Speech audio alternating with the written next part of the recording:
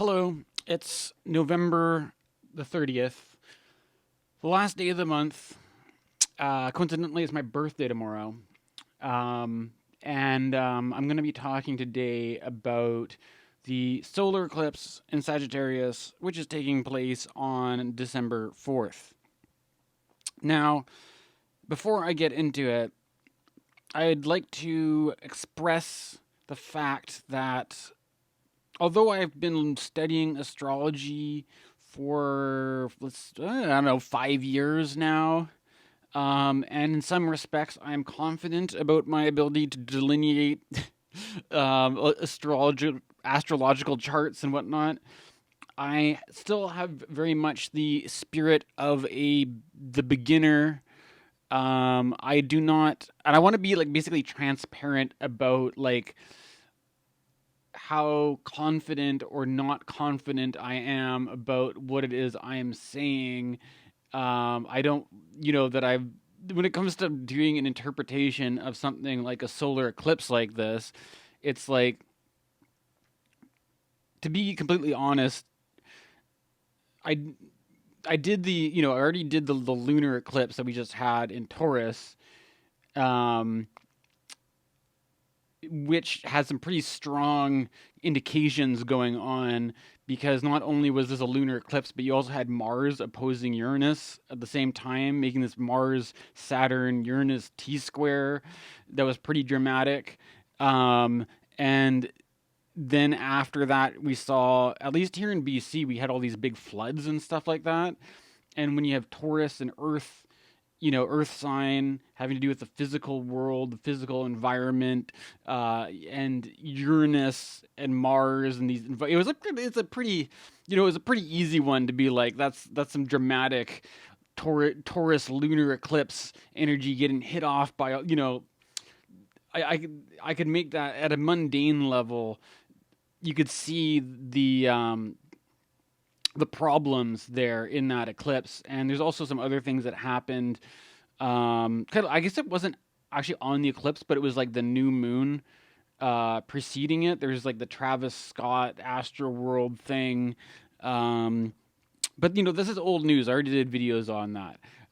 Um, but I'm coming out of this, doing videos and all this kind of stuff, and I'm looking at this Sagittarius solar eclipse, and as a novice, upstart astrologer, I'm kind of feeling a bit spent in a way. Like I've already been talking a lot about the lunar eclipse, and I honestly am looking at this new eclipse coming up. Like I don't have a lot just immediately coming to mind that I'm going to talk about. So what I do is when I had the idea to do a tarot reading on it, and usually when I do tarot readings, I'll pull 3 cards for like the collective general level, and then pull 3 cards for the more personal level for if there's something that's more affecting me just personally, and then so I can kind of like see that separate from the big picture of like what I would say in a video like this. Now, when I did that tarot reading, um, what I got for the collective level, I might as well just tell you now, was the Wheel of Fortune reversed, the Six of Pentacles, and the Star. Now, as far as I'm concerned as a tarot reader, my take on that is like that would be a pretty positive reading. I generally view the Six of Pentacles and the Star as pretty positive cards. And I also think it's kind of interesting because the Six of Pentacles shows a guy who's kind of like the wealthy benefactor, the sort of altruistic philanthropist kind of character who's like dealing out, giving the money out to these poor beggars and stuff like that. And the Star is a person who is naked, who is watering, who's kind of like it kind of represents sort of bringing the good vibes down from the cosmos and bringing that to Earth and stuff. And so when you put those two together in a reading, like those are pretty positive cards, to be honest. And then when the reversal of the Wheel of Fortune, I usually read that as being kind of going against the grain of things. Like there may be, maybe in order to like get the benefits that are indicated by the other cards, it may not be immediately obvious. We may have to do things that seem that are not, they're not just like the natural inclination, not just going with the flow. It's like you may have to do things a bit differently. They may seem kind of going against the grain to get the benefit, or it may also be that maybe the if you look at a solar eclipse, what do eclipses represent? They generally represent beginnings and endings and changes, and the reversal of the Wheel of Fortune may indicate the resistance to the changes that are associated with the transits. That if the transit indicates some sort of change, and the reversal is like you're not embracing, accepting the change, you may be at odds with it, or maybe you're going in the other direction entirely. I don't know, but these are so. But all in all, I would say those three cards together is a pretty positive reading for a solar eclipse. And so in light of that, I was sort of thinking about what am I going to say in this video, and it's actually because I mean usually these eclipses are like bad omens, right? And they're warnings of like bad things that are on the way, but my tarot reading came out really positive, so I'm like, what am I supposed to do with that? And I was kind of feeling like there's like a meme that's like, my conspiracy theory is that everything's going to turn out okay. But I see though, I don't spend that much time watching other people's astrology videos because I want to present my own take on it and not be like, I don't want to just copy what somebody else says. So if there's something where I'm saying the same thing as somebody else, it'd be nice if that's like a happy coincidence that we're both on this right track and I'm not just copying them or something like this.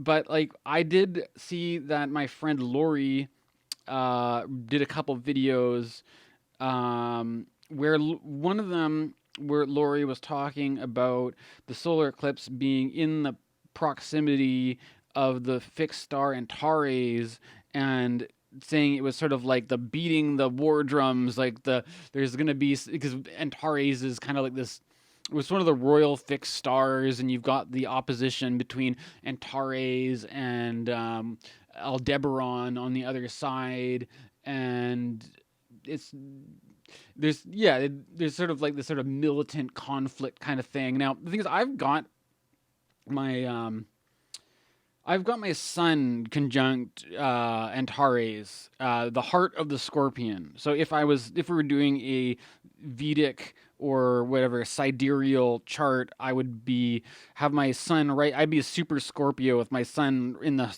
heart of the Scorpion. But I do tropical, so it's Sagittarius. But that Scorpio fixed star, I'm like it's a big influence in my chart, big influence in my life.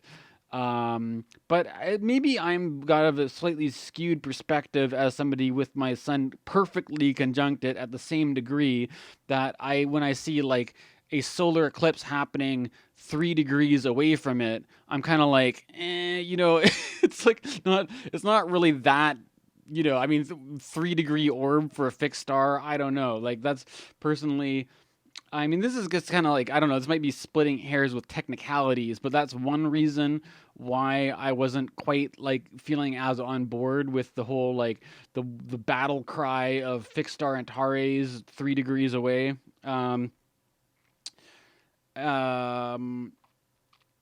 The other thing about it, or another thing that Lori mentioned in her video, was that the Omicron, if I'm saying it right, the new variant of COVID came from South Africa, and that this eclipse on the 4th of December is basically happening over Antarctica, and one of the, it's not really going to be visible in that many places aside from the very south part of South Africa and, like, I don't know, maybe like Tasmania and Australia and stuff like this. Um, and so I don't know. I mean, if you want to go down that route with it, you can maybe you can check out what Lori's saying. But I didn't really want to intentionally make my statement about the solar eclipse as being contrarian and disagreeing with it entirely. Um, but based on my own, it's not like the thing is, like, I didn't consciously pick. The whole point of doing a tarot reading is that you're picking the cards at random, and the cards that come out are not some things that you're consciously choosing. And I'm just my tarot reading led me on this direction that is perhaps more positive, which is like I'm kind of like a little bit baffled by, because I mean, is a solar eclipse even supposed to be a positive thing? I don't know. So based upon this, I for further clarification, to sort of correct this kind of state of befuddlement, I did a I Ching reading, and then I figure I might as well go the whole hog, and I looked at the Sabian symbol for that degree as well, using the Rudhyarian Sabian symbols. And so basically, I ended up going from this point where I wasn't really sure what to say about this eclipse at all, to now I have a whole whack load of information, and I'm going to try to get through it quickly. I'm already more than 10 minutes into this video, but I'm going to try to get through this information. But this might be a bit of a deep exploration, more than I would have expected, because it's all through these. It all just kind of came out. Anyways, I don't want to waste too much time. Let's just keep going here. There's some other things I should mention before I go to the I Ching. This is going to be the final eclipse in Gemini and Sagittarius. Well, I mean, in that axis, for about 18 years, until it does its loop around and we have it again. It is basically the eclipses in each sign is an 18-month cycle.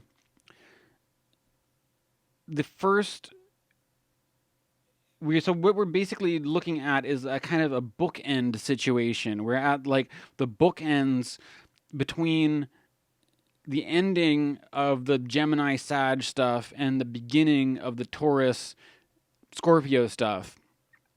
And we're kind of in the overlap here, because we already had the Taurus eclipse, and now we have the last Sagittarius eclipse. To give you some perspective, the lunar nodes first moved into Sagittarius and Gemini on May 5th, 2020. The first eclipse that happened in either of these signs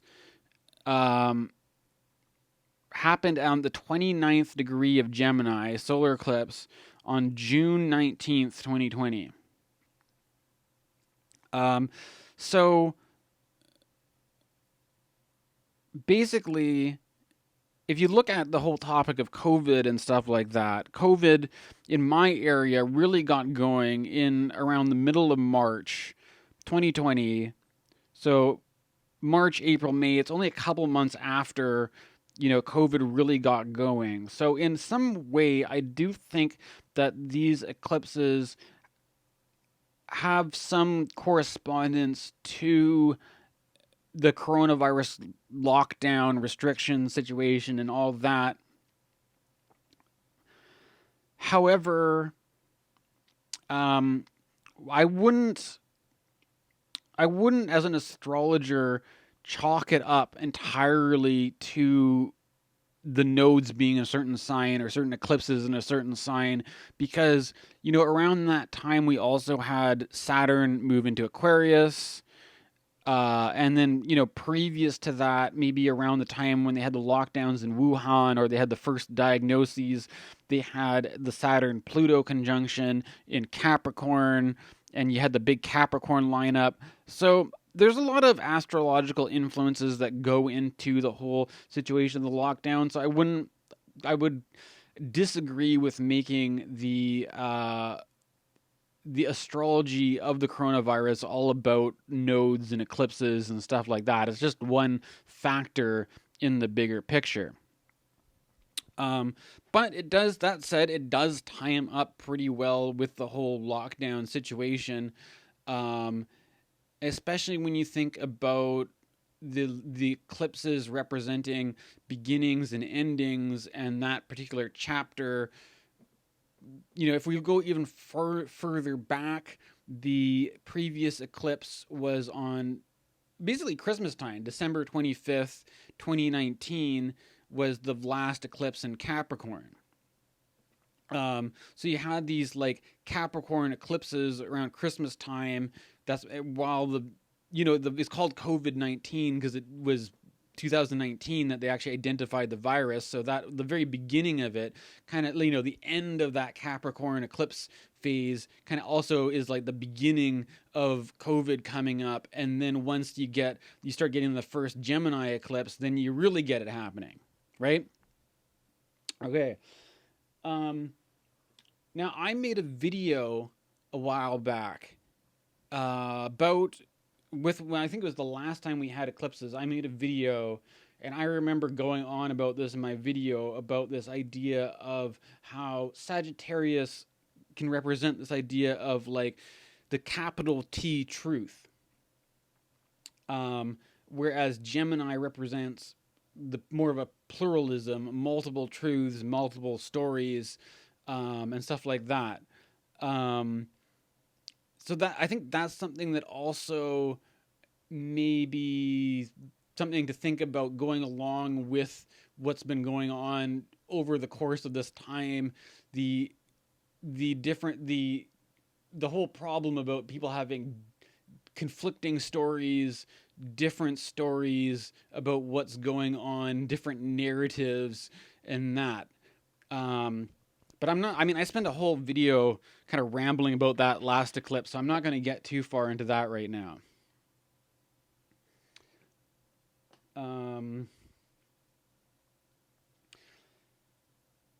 But anyways, so now that I've gone through that stuff,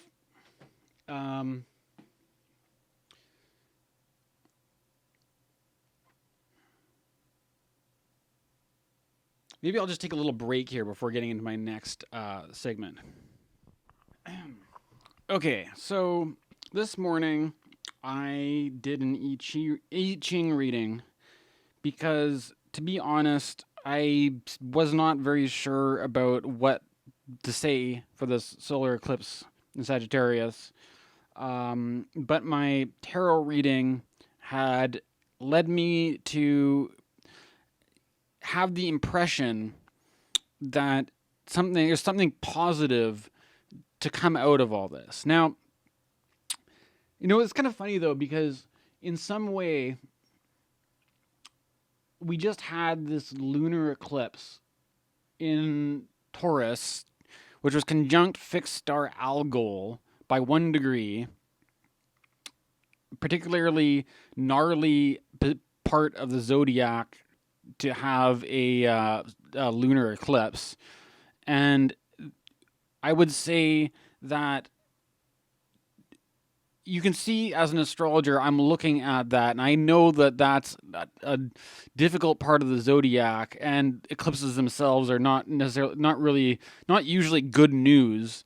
And so as an astrologer, I can see that combined with all the stuff of the T square with Mars, Uranus, Saturn, and say, wow, that looks gnarly. There's going to be some trouble. And then around about that time, all this stuff happening, like the big environmental disasters here in British Columbia, Canada, where I live, where we had lots of flooding, highways and bridges getting knocked out. I'm not going to get into all that news right now, right? But it's like, you can see how I got an impression from the astrology.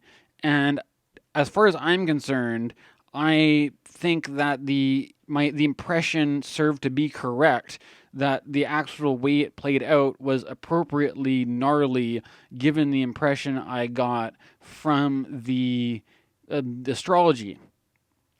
Or you could say from the divination work. Now, the thing about this eclipse is that I wasn't getting as strong impressions about this. I kind of felt like, I don't know, I didn't really feel like getting on board the fixed star Antares train and viewing it as being quite as bad as the, the fixed star Algol thing that we just had. And it's also not as closely tight of a conjunction as the Algol one was. That was 1 degree difference. This is 3 degrees difference. And I think when it comes to fixed stars, I think just a few degrees difference a tight conjunction is a tight conjunction, and a few degrees off is enough to make the difference. But I'm a novice in this. I don't want to get too bogged down in the technical details, but I didn't have that much impression to go off of, but so I turned to the tarot, and the tarot gave me a good impression. And I think if there's anything else that I could say about this solar eclipse in Sagittarius, is that if you look to the ruler of Sagittarius, Jupiter, that's one thing you can do when you want to get more information about something that's happening, is to look at what planet is ruling it and what's going on with that planet. And basically, Jupiter is going to be moving into Pisces at the end of December, which is an improvement.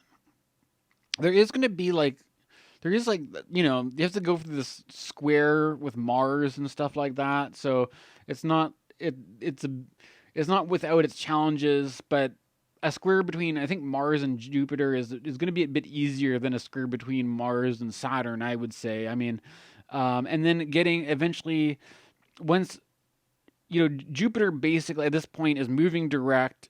It has Pisces in its sights, where it's in much better condition than sharing a sign with Saturn, that Saturn has power over it. So it's like if you look at the eclipses as being beginnings and endings, and this being the bookend of a certain cycle, while the ruler of that sign is headed to greener pastures, basically. Like, I would say that the astrology in that respect kind of mirrors this sort of optimism moving forward, that, the worst is behind us maybe, and we're heading towards something good, and my conspiracy that everything will be okay. However, the thing is, the funny thing about this is that despite all that, we still also just had a lunar eclipse in Taurus that happened with this Mars opposing Uranus and in squaring Saturn and all this kind of stuff. And it's like that, it's like the good news is that Jupiter oriented stuff is headed towards greener pastures, but this Taurus stuff, it doesn't look like good news at all, right? I mean, at least that's not the impression that I get from it.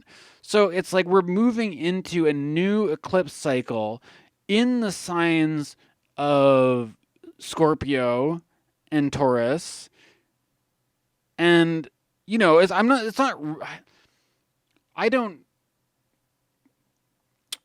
point I'm trying to make here is that there could very well be a lot of trouble to do with Scorpio and Taurus stuff, but I kind of feel that with Sagittarius and Gemini, it's kind of like, this is the last one, and, we've had maybe some difficult times for Sagittarius and Gemini with these eclipses happening in their signs, but you know what? Good news, it's all over, and now we get Jupiter in Pisces, and things can relax for Sagittarius, Gemini, the mutable signs for a while, and is going to get intense for the fixed signs, right? So, and because like the eclipses don't just indicate like something that happens within like the week around eclipses, but it's like something that plays out over this whole, 18-month period basically. So it's kind of, that's another thing, is that I'm not entirely optimistic here, because it could very well be trouble in one way, but good in or in another way, right? But my in trying to diagnose where the trouble is, I kind of see it being more of a Scorpio Taurus trouble than Sagittarius Gemini trouble. At least that's how I'm interpreting it. And my divination work with tarot seems to sort of reinforce that impression. Now, I decided this morning to do an I Ching reading, and the I Ching hexagram that I got was number 31, influence. Now, as I said, I've been doing this stuff for about 5 years, but I consider myself still very much a learner. But I'm like the kind of person who likes to learn by doing. But I'm just saying, I don't consider myself an expert on the I Ching or anything like that. I'm just kind of doing my best with it. But I don't have the cover on mine, but I've got the old yellow Wilhelm Baines classic I Ching here. I've tried buying some other ones, but I still kind of like this one. So anyways, influence. That I'm a newbie. I'm a novice. I don't consider myself someone who's studied this stuff, perfectly throughout. But this is this is what I'll have to say about it, anyways.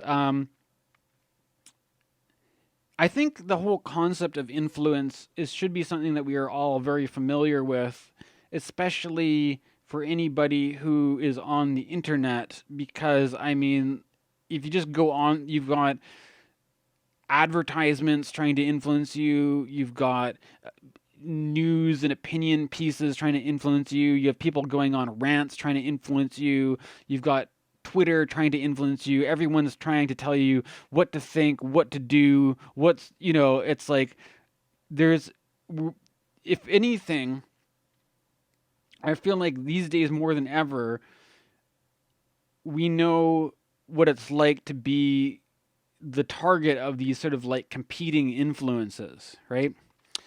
The I Ching talks about it though in terms of kind of like attraction, mutual attraction, where if you think about who it is that you allow to influence you, it's generally, you're generally receptive to influences when it seems appealing or attractive, or there's something enticing. They don't really talk about this in this hexagram, but I suppose there could be another kind of influence, which is like being influenced under some sort of threat, right? Where it's like, rather than you doing something because you think it's a good idea, you're doing it because you do this or else, you do this or else we'll punish you, or else there'll be consequences that you don't like, and you're doing what you want out of fear of some consequence or something like that. But this is talking about being influenced to do something because it is appealing or it is attractive. And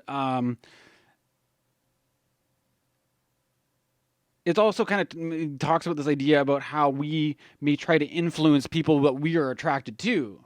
That that if you see somebody you're attracted to, that you may want to try to like exert your influence on them and try to like get them over to your side or something like that, right?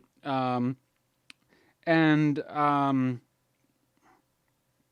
one of the things that's interesting about this hexagram is that the 6 lines, each of the lines of this hexagram has to do with a body part, where they have,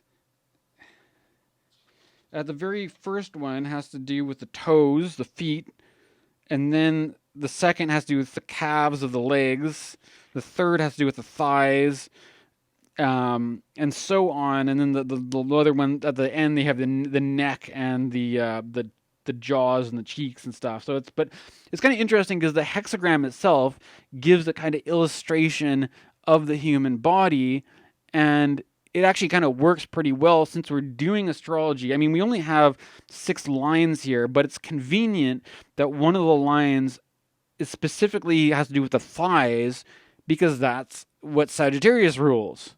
Now, I mean, I don't know if this is an unconventional way to combine, Western astrology with the I Ching, but this is how I'm playing it right now. So, like, it's, if I'm looking for some kind of clue as to what's important, I would say there's something to do with the line that has to do with thighs. May give us some sort of clue to what this Sagittarius stuff has to do about. So, I'm just gonna read this part here. 9 in the 3rd place means the influence shows itself in the thighs, holds to that which follows it. To continue is humiliating. And this is the commentary on it. Now, I also have to say that I'm kind of in the process of figuring this all out as I do the video, so bear with me here. But yeah, I'll read you this paragraph anyways. Every mood of the heart influences us to movement. What the heart desires, the thighs run after without a moment's hesitation.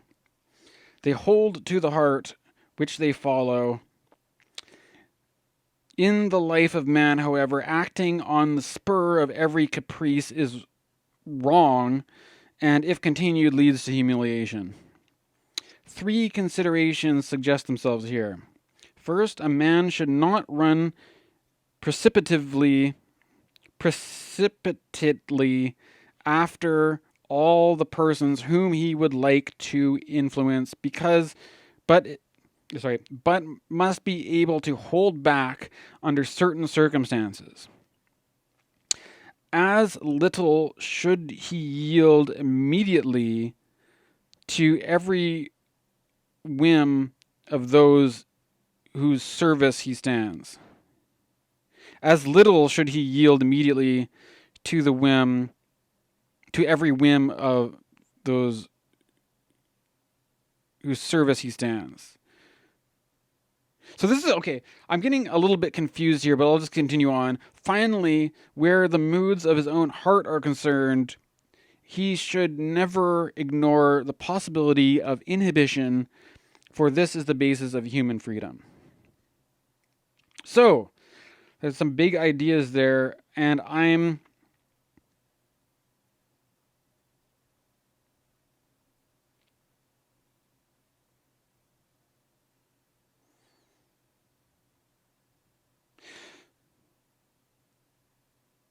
so basically it kind of goes over a few different ideas here, namely that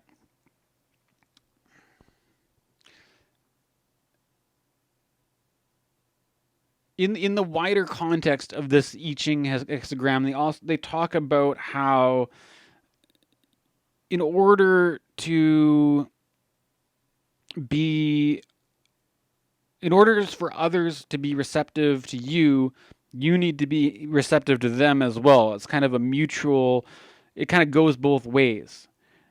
But how if you are just overly receptive to everything, that if you're just basically indiscriminately receptive to all sorts of influences, and you're just like, I think there's a magnetic field song on the album 69 Love Songs called Chicken with Its Head Cut Off, that my heart's running around like a chicken with its head cut off all around the barnyard, falling in and out of love, where it's like you kind of look like an idiot if you're just if you don't have if you're just going on any kind of whim that, oh, this looks nice, that looks nice, this looks nice, and you don't have you know, you need to have a bit of restraint, basically, right?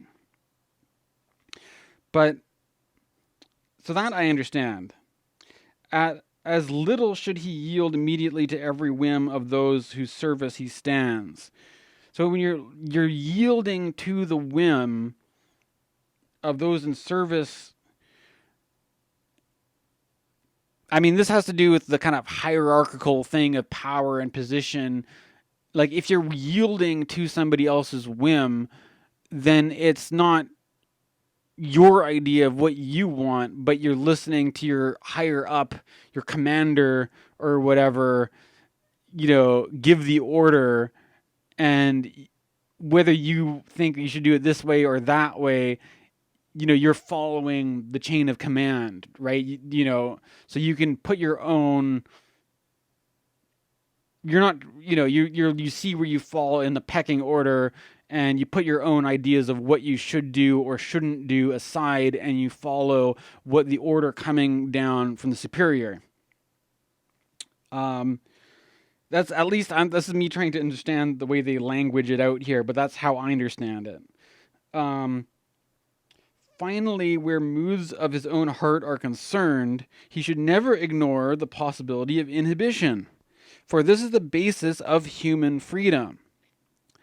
Now, this is another one which is like, it's interesting to me because I don't know about you, but growing up in this society, I often remember having this sort of sense that my own inhibitions were, there's something wrong with my own inhibitions, that to be inhibited is to be limited, to be, you know, it's like you're living in your own cage, your own prison, and that inhibitions were somehow holding you back and stopping you or something like that, and keeping you trapped and not free, right? Whereas in this sentence it says, where the moods of his own heart are concerned, he should never ignore the possibility of inhibition, for this is the basis of human freedom. So if I understand this sentence correctly, and, you know, maybe I'm just reading this and interpreting this wrong, but it's like, if you have your own movements of the heart, which are moving you in this direction or that direction, chasing the object of your desire or whatever it is, it's like, there's a question, is that to the extent which we are uninhibited, that we just go with the stuff, that we just go wherever these whims take us, is that freedom, or are we under control of these whims, of these forces? And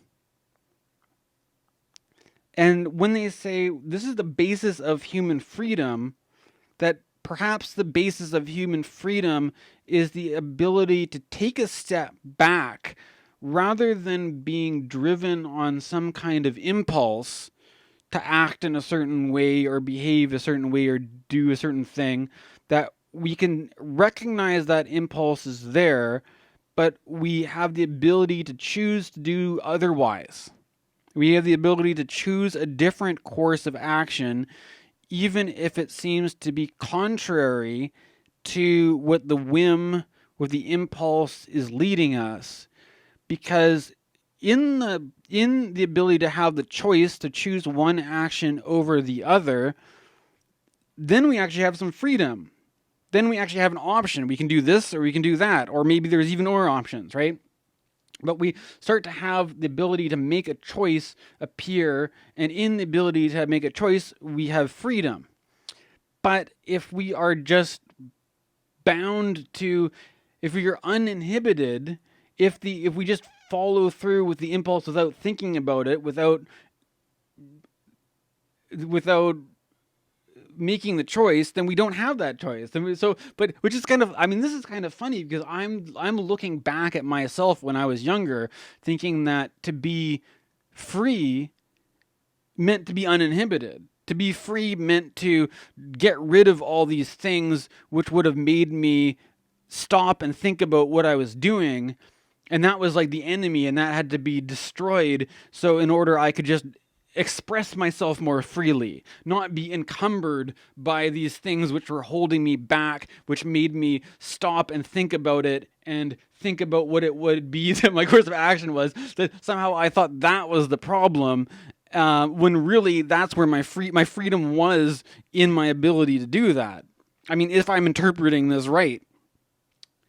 To carry on, I think the next one is also worth reading out.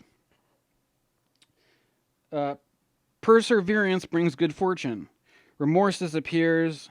If a man is agitated in mind, and his thoughts go hither and thither, only those friends on whom he fixes his conscious thoughts will follow.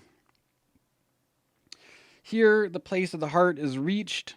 The impulse that springs from this source is the most important of all. It is of particular concern that this influence be constant and good. Then, in spite of the danger arising from the great susceptibility of the human heart, there will be no cause for remorse. When the quiet power of a man's own character is at work, the effects produced are right. When the quiet power of a man's own character is at work, the effects produced are right. All those who are receptive to the vibrations of such a spirit will then be influenced. Influence over others should not express itself as a conscious and willed effort to manipulate them. Through practicing such conscious incitement, one becomes wrought up and is exhausted by the eternal stress and strain. Moreover, the effects produced are then limited to those on whom one's thoughts are consciously fixed. So, basically, as we move up, we go from the thighs, it kind of skips over the sacral area and the solar plexus and goes straight to the heart in this hexagram. It's basically, the important thing here is, where does it say?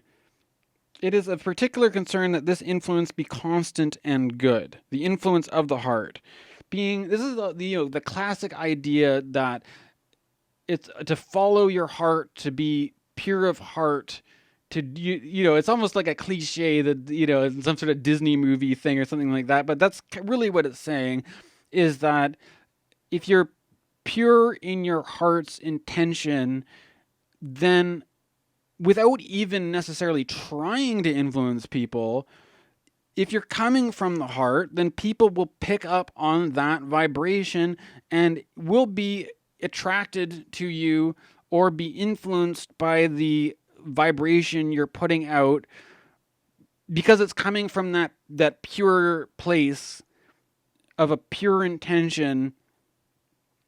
And this is to be contrasted with something that is more of a willful manipulation, where if you're really trying to influence people, that you're really trying to impress people with your point of view, that you're really trying to make something go your way, then at the risk of being lazy in my terminology, it's more of an ego thing, right? It's more like you're more coming from the head than the heart. You're more coming from your personal willpower to will everything that I'm going to make it get what I want and make you think what I want you to. Whereas if you're coming from pure of heart, it has a different kind of effect where you're not focusing in on trying to convince this specific person of this specific thing, but rather if you're putting out this good vibe, they even use the word vibration in the Wilhelm Dane translation, all those who are receptive to the vibrations of such a spirit will then be influenced. Like if you're coming from a place that's pure of heart, then you'll attract all sorts of people that want to follow along and join up with you. And you're not even trying. It just happens because you're putting out something, people respond to that stuff. Like they can pick up on it, right? Whereas if you're trying to beat somebody over the head, well, you got to think this way. These people don't like that very much, do they? Right? So it's a different way of working, right?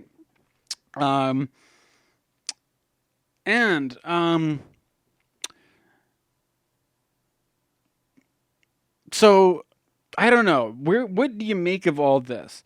Like, it's a solar eclipse in Sagittarius. Now, the Sagittarius, it's like a centaur, right? The centaur is like a person. It could also be, maybe the centaur comes from people who actually rode horses. Maybe that's where the myth comes from. The early horse riders were the birth of the centaur image. But there's something about Sagittarius that moves quickly. There's also the, like I was saying before, there's something about Sagittarius that stands for the truth, right? The capital T truth. And I've heard, I saw this meme. I think it was like, I can't remember if this was, I think it was like an Isaac Asimov quote, if I remember correctly, but there's like a joke where it's like, I don't believe in astrology because I'm a Sagittarius and we're all skeptical or something like that. Or I think there could have been, maybe Jim Morrison made the same joke or something like that. But there's this, I don't know if that's really good astrology or not, but I have heard it. Sagittarius is getting this reputation of being the kind of person who's not into astrology because they're after the one real truth, and they're skeptical of anything. They're kind of going through this process of elimination, that can't be right, that can't be the one real truth. So they're throwing out all these bogus theories in pursuit of the truth. Um, um,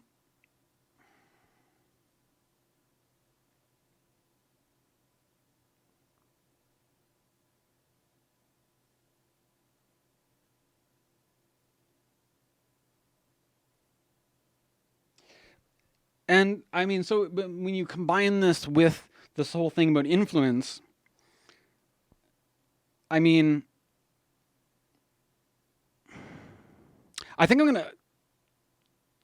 maybe I'll pause it here. Okay, I'm gonna read a poem from Hafiz, a Sufi poet. Maybe you've heard of him. Anyways, this is a poem that I like, and where this was going kind of reminded me of this poem. So here it is. Sometimes a mule does not know what is best for itself. When the mind is confused like that, it secretly desires a master with a skilled whip to guide it to those playgrounds on the earth's table where the sweet one's light has made life more tasty.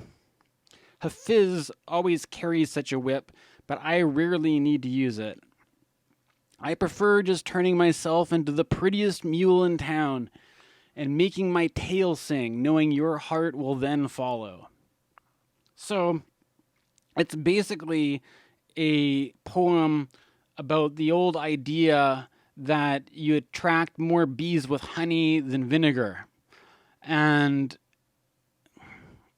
there's this idea of, I think it ties in nicely with this hexagram about influencing, because there's the question about when it comes to doing what is right, doing the right thing.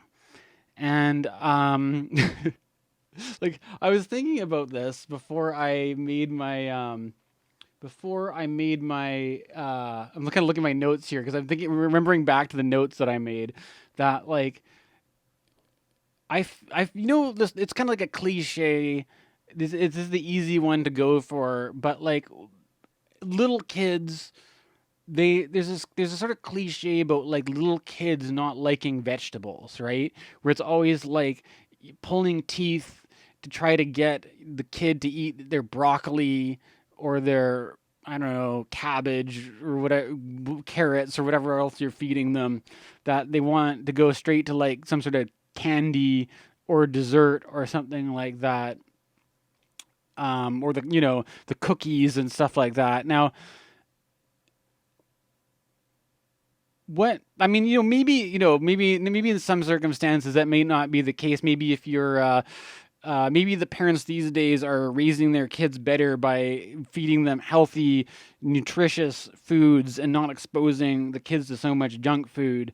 Um, but there's this question though of like, why do we want the things that are not good for us, but are like we're turned off by the things that are good for us? And it creates this whole situation where,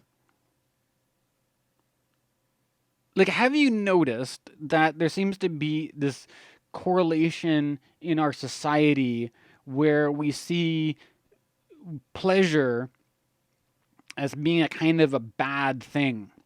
Now, I mean, we may have rejected these ideas of that pleasure's a bad thing. Maybe, maybe that's outdated and we had the 60s and all this kind of stuff and now we're all modern and, we live in a different society. I still kind of think these are still in the background of what's shaping us though, right? Like, it's like we feel like, if you're a person who lives strictly for chasing the easy pleasures or chasing pleasure like sex, drugs, partying, you're seen as a kind of a rebel or like a bad boy or bad girl, because you're like, it's like the equivalent of being like, I don't eat my vegetables. I just go straight for the cookies or something, right?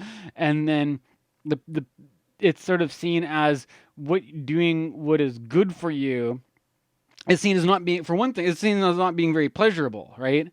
Not compared to the cookies or the candy or whatever, like eating like Brussels sprouts, like that's not, that's boring, right? Like the kids don't like that. So like, but this is the kind of the climate where it's like, I mean, maybe where it's like to do what is to do what is the good thing, to eat your boring Brussels sprouts and broccoli and stuff that doesn't give you that like drug hit of sugar in your brain or something like that, that doesn't give you a high or something like that, that actually may do something good for your gut bacteria. Like it's like, we say like, you don't get any candy until you eat your broccoli first or something like that, where this is, or either that or like, well, there's some sort of punishment that's going to be inflicted if you don't do the right thing.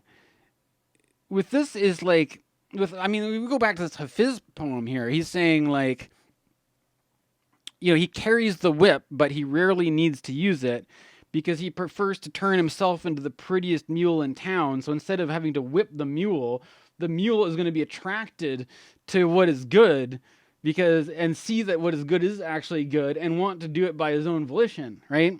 And so if you take it back to the I Ching here, they're saying that we need to exercise we don't want to be completely uninhibited where we just go follow every whim or every impulse that comes over us. Like every time we think about cookies, we just start pigging out on them or something like that. It's good to have some self-restraint or not just, or not just be like, seem like somebody who has no anchoring, that they're just kind of blown around at whatever whim.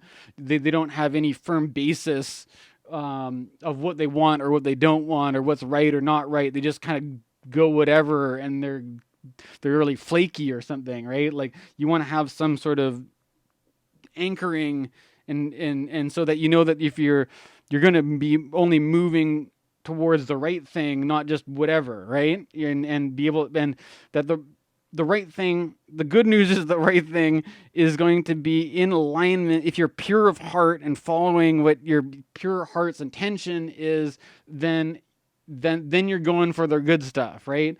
And I think it works well with this Hafiz poem, because it's like, when the mule isn't being motivated out of fear, out of some kind of punishment, but rather is doing the good thing because it resonates with his own natural attraction and stuff like that.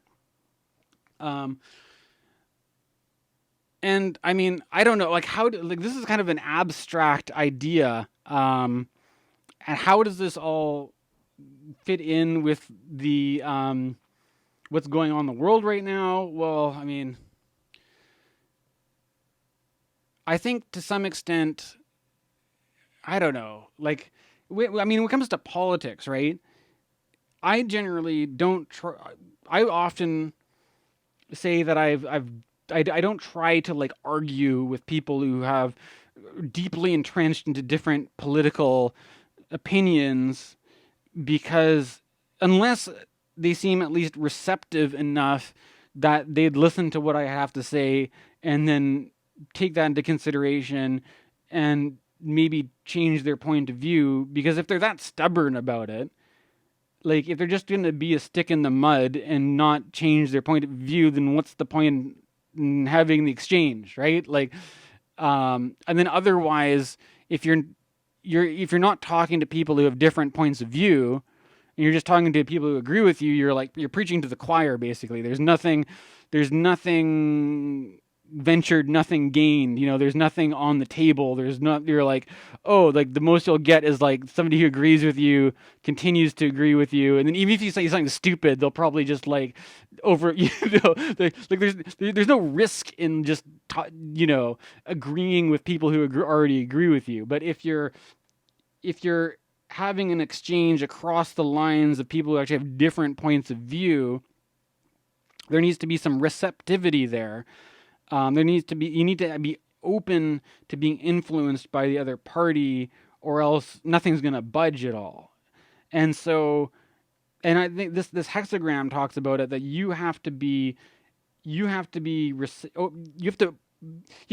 put it's like gambling almost. You have to kind of put your chips on the table too, or else if you're gonna hold all your stuff back, but you're asking the other guy to put his chip, it's not an even game, right? You both have to put your chips on the table and risk something in the communication. Risk that you might actually change your mind. Risk that you might go over to the other side. And to some extent, I think this works with Sagittarius and Gemini, because Sagittarius has this reputation for being very much concerned about what is true, what is right, what, the good, the beautiful, and the true, these three classic virtues. Like, Sagittarius is very much concerned about these things, and with that arrow really trying to hit the bullseye, you know what I mean? Of like, what is that singular good truth? What is that thing? And that being offset by the Gemini's plurality of there maybe being different options and having to pick and choose, or talk to the person on the other side, or hearing what the other point of view is. Like these are, you might be able to tie it in like that. Finally, I don't know if I'm getting all my ideas out here or not, but I thought I might as well check out the Sabian Symbols, and I generally go to this website. If you type in Sabian Symbols, it's at mindfire.ca, which is a pretty trippy sounding. It's almost like, it reminds me of Angel Fire, right? Like those old, but it's not Angel Fire, it's Mindfire. Shout out to anybody who remembers Angel Fire, like, by the way. But so it's based on Dane Rudhyar, the astrology of Dane Rudhyar, and I don't know. Sorry, I'm just distracted. Look out my window at my neighbors or whatever. Somebody's coming out of a car. Oh no, we're getting a delivery here. Okay, hold on. I'm gonna pause it. Okay, so as I was saying, the Sabian Symbols, mindfire.ca website, One important note that I learned from dealing with some other astrologers with this material is that for some reason this site organizes the Sabian symbols from 1 degree to 30 degrees. Now, if you look at the way the zodiac works, it's actually the zodiac goes from 0 degrees to 29 degrees. So, like, in this case, if we're talking about Sagittarius, once you get to the 30th degree of Sagittarius, it's actually the 0 degree of Capricorn. And so, like, but this website's kind of funny because it goes from 1 to 30. Anyways, I know this is a technical detail, but if you're using this website to get the right degree, you have to like subtract 1. So like I'm looking up the Sabian symbol for 12 degrees Sagittarius, but because they've laid it out in this funny way, I'm actually have to look at the 11th degree on this website. So I don't. That's kind of just some boring technicality. But if you're, I thought I'd throw that in there anyways. So this is the Sabian symbol for the degree at which the eclipse is happening, the solar eclipse. And it says, in the left section of an archaic temple, a lamp burns in a container shaped like a human body. And I'll just read it out. Keynote, the value of return to the body, advocated by modern thinkers in order to balance the stress on intellectuality and objective consciousness. This is very Rudhyarian, by the way. This sequence of 5 symbols confronts us with rather mysterious images, which nevertheless can be given a very profound and important meanings for today. The original formulation of this symbol spoke of physical enlightenment, but that what seems to be implied in contemporary terms is the need to rely on the wisdom of the body, of which so much is made in sensitivity training and Gestalt psychotherapy. This refers to the process of deconditioning a consciousness that has become a prisoner of intellectual concepts with their total reliance on quantitative values, objectivity, and conformity to the official patterns of our culture. So, now, I don't know if you guys made the same connection that I did, but isn't it an interesting coincidence that the I Ching hexagram that I cast, which is called Influence number 31, is laid out in such a way that each line of the hexagram, with the first line having to do with the feet, the second line having to do with the calves, the third line having to do with the thighs, and then the fourth having to do with the heart, and then the fifth the neck, and then the sixth the tongue, or whatever. What do we have this Sabian symbol telling us about? But the return to the body, the wisdom of the body, and being in tune with what the body is telling you. And as I said there before, there's this thing about being pure in heart, intention. And that if you were trying to be too willful about this stuff, that the willfulness would be like a symptom of being more in the head than the heart, right? And like that is some uncanny stuff there, if you ask me. That the I Ching, I feel, perfectly lines up with this Rudhyar Sabian symbol, and then we can even tie it in again with the thighs, the thing about that the thighs are operating at this level, which is quick to run after and chase things, but we need to maybe have a bit of restraint, that we know that we're running after the right thing. And not just restraint that we're not running after the wrong thing, but that we're tuned in such a way that what the right thing is actually appealing to us, that we are attracted to what is right, And like the prettiest mule, like you don't have to whip the mule wants to go in that direction because it's attracted to the direction it should be going, rather than you having to to be a big struggle, like you're pulling teeth to get the right thing happening. And so I don't know. I see this as being a pretty positive, optimistic kind of, I don't know, divination session. This has been a lot of stuff coming up from something originally I wasn't really sure what I was going to say about this particular eclipse. I also think you can tie it in with the tarot reading that I did as well, where if you look at the Six of Pentacles, it has the guy who's a altruistic philanthropist. You know, in a way, maybe this guy is winning the influence of winning over the appreciation of all these guys he's dishing out his money to, or whatever, and maybe in a more higher vibration of that even. Then I had the star in the same reading, which is that the person pouring, it goes with Aquarius, right? The water pourer, and the water pourer is bringing down these cosmic influences. I don't know. I'm kind of getting lost in my own thought here, but in some way, like I just have to make this video to try to it's like feel like I got this big ball of like divinatory material, and I have to like untangle it all in real time and make an overly long video about it all. But I don't know. I think this is a good one.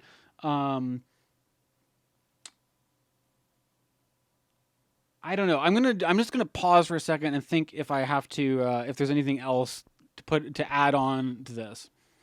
I guess before I go, there was one kind of last thing. That this stuff about the Sabian symbols brought up for me, about the wisdom of the body, and I'm not a Jordan Peterson fan by any means, but even though I am generally not in the Peterson camp, I will concede that he does say things that I would agree with. Actually, you know what? I'm not going to get into the whole Jordan Peterson issue right now, but even if it's at the level that a broken clock is right twice a day, he did. I remember he said something about when you're speaking, to pay attention to how it feels in the body when you are speaking, and that when you are on the right track, it will feel differently than when you're getting off track. And I can say that even in the process of recording this video, there were times where I might have started to get off track, and I could feel that in my body giving me these signals that I was kind of not, veering kind of off course from being really on it with what I was to communicate. And that is one thing I've got from Peterson that I do like. I won't get into the whole, that would be a topic for another video or something, or a different kind of discussion, but that there's a different kind of reasoning. It's one thing to reason things in a really intellectual, mental kind of way, but there's another thing about maybe more intuitively tuning into what truth has that right vibration that is more of a felt experience in the body. And also, a reminder to be present and attentive of the various physical sensations as little clues, or little that are I honestly, in a day and age where we're in the 21st century and technology is advancing, we have the internet, and our access to information is greater than it's ever been. And they got people like Elon Musk talking about these like Neuralink implants, like putting chips in our brains and stuff. I'm of the mindset that there's so much that our normal human bodies un un we don't have to go into like cyberpunk implant, put a chip in your brain land to realize that our bodies already are giving us tons of information. And I honestly believe that I'm a big into meditation and stuff like this, and that by simply learning to pay more attention to the messages and signals that our bodies provide us with may give us way more than we could have ever expect from like a computer technology. But we overlook it because we spend most of our time overlooking what is already there, what is basically our own skin, our own, the clothes, our own body, where we're dissociated from a lot of the time, going into internet land. I mean, I don't know about like how common it is to like, some people might, if you spend too much time on the internet, you might forget that you have a body, forget that you need to eat lunch, forget you need to drink water. I mean, I'm sure it happens to the best of us sometimes, but I'm going to be a bit better about that. That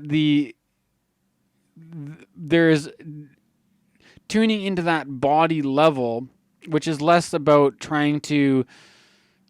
I mean, it's good news for me, honestly, because all this stuff about like, I mean, I don't know, like, I don't want to get into big like. I don't know. I'm into astrology. Honestly, I could care less about like virus stuff. I'm if I was, let's say, if I was scientifically, medically qualified to be giving expert advice on, epidemics and virology and whatever, I'd probably be in university rather than sitting at home making astrology videos right now. You know what I mean? Like, that's not, I'm not the kind of, I don't know.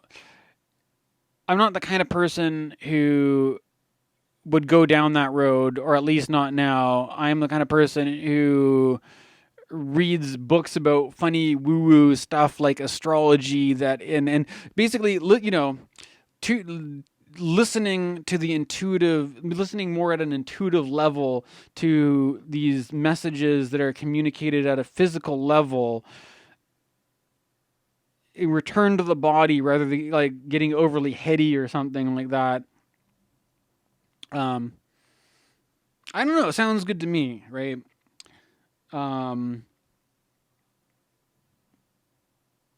Anyways, I guess I'll end it there. This has been a monster of a astrology video. Actually, wait a minute. But what does this even have to do with? I don't. What does this even have to do with the eclipses, though? What does it mean about the Omicron virus variant? What does it mean about war breaking out?